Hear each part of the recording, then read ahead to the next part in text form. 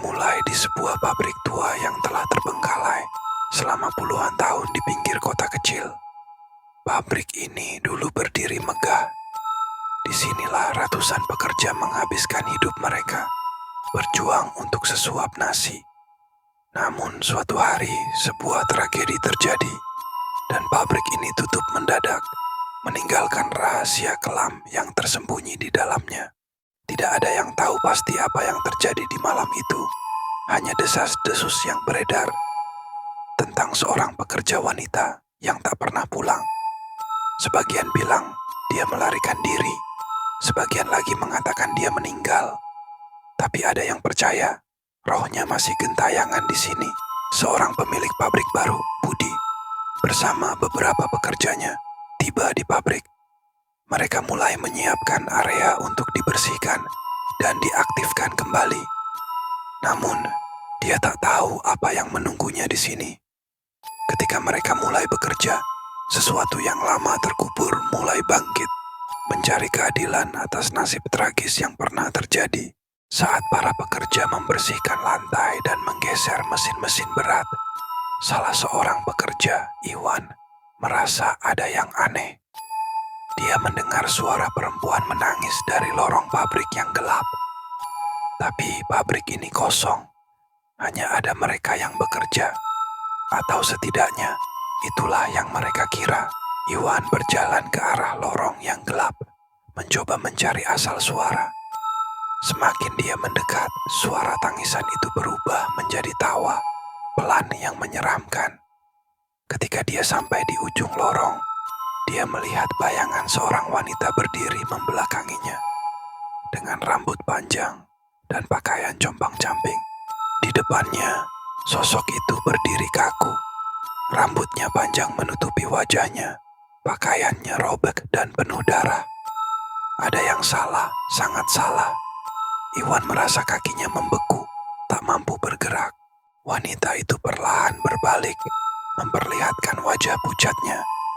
Dari balik rambut yang menutupi separuh wajahnya, mata kosong dan senyum lebar yang penuh darah mulai tampak. Punggung wanita itu yang bolong besar memperlihatkan luka menganga mengerikan, seolah-olah dagingnya telah dimakan dari dalam. Senyum lebar yang penuh darah dan lubang besar di punggungnya membuatnya yakin ini bukan manusia. Ini adalah sundel bolong. Iwan berteriak, tapi suaranya teredam oleh ketakutannya sendiri. Sundel bolong mendekatinya dengan perlahan. Tawa halusnya memenuhi ruangan yang kosong. Hari berikutnya, Iwan tidak datang bekerja. Budi bersama pekerja lain mencoba mencari keberadaan Iwan. Tetapi yang mereka temukan hanyalah topinya yang tergeletak di sudut pabrik. Tak jauh dari lorong tempat Iwan melihat sundel bolong, Budi mulai merasakan ada yang tidak beres di pabrik ini.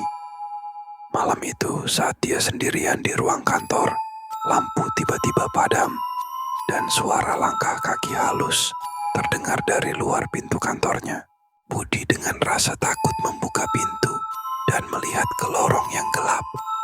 Dari kejauhan, bayangan wanita dengan rambut panjang terlihat berjalan perlahan ke arahnya. Dia tahu, dia tak bisa lari. Sesuatu dari masa lalu pabrik ini menuntut balas, dan sundel bolong itu adalah perantaranya. Tak ada yang bisa lolos dari teror yang telah bangkit. Di antara rasa takut yang melumpuhkannya, Budi teringat sesuatu. Sebuah cerita tua dari keluarganya. Neneknya pernah memperingatkan tentang roh-roh gentayangan dan sebuah liontin yang bisa melindungi dari makhluk-makhluk seperti sundel bolong. Namun, apa yang dia hadapi sekarang jauh melampaui cerita rakyat. Sundel bolong semakin mendekat. Suaranya kini berubah menjadi jeritan mengerikan, dan setiap langkahnya membuat lantai pabrik berderak seakan retak. Budi tidak bisa kabur. Dia tahu itu. Hanya ada satu jalan untuk menghentikan roh ini. Menghadapi kebenaran yang telah lama terkubur. Budi meraih liontin tersebut dan menggenggamnya erat. Saat sundel bolong mendekat, bayangan besar tubuhnya menutupi Budi sepenuhnya. Wajah sundel bolong penuh dengan senyum, menyeramkan dan tatapan kosong, berada tepat di depannya.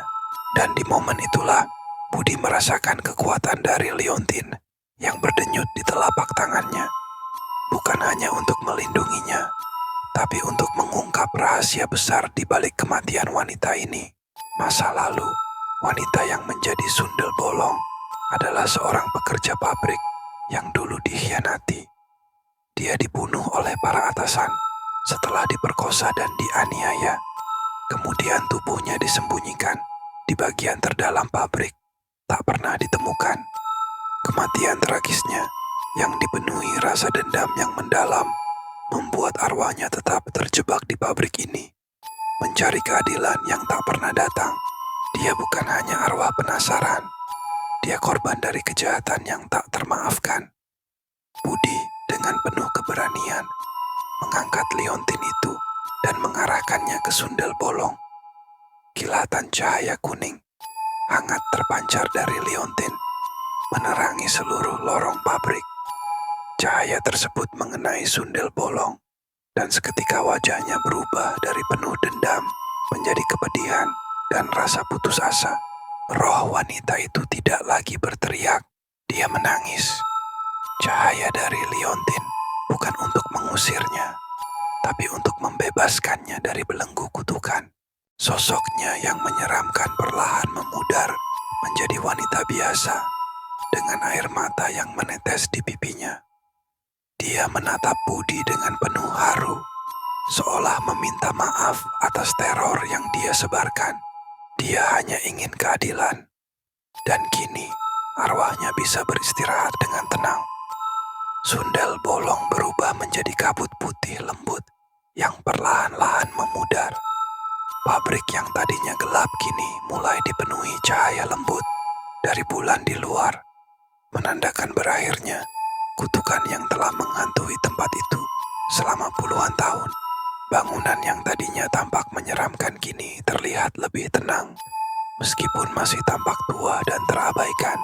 Di luar pabrik, Budi berdiri di depan gerbang, memandangi bangunan itu dengan tatapan penuh kelegaan dan keheningan. Suara burung-burung mulai terdengar di kejauhan, tanda kehidupan telah kembali. Kutukan pabrik tua ini telah berakhir, bukan karena keberanian, tapi karena kebenaran yang akhirnya terungkap. Kini, pabrik itu hanyalah bangunan kosong, tak ada lagi roh dendam yang menghantui. Tapi kisah tentang sundel bolong itu akan terus hidup di antara mereka yang pernah merasakan terornya.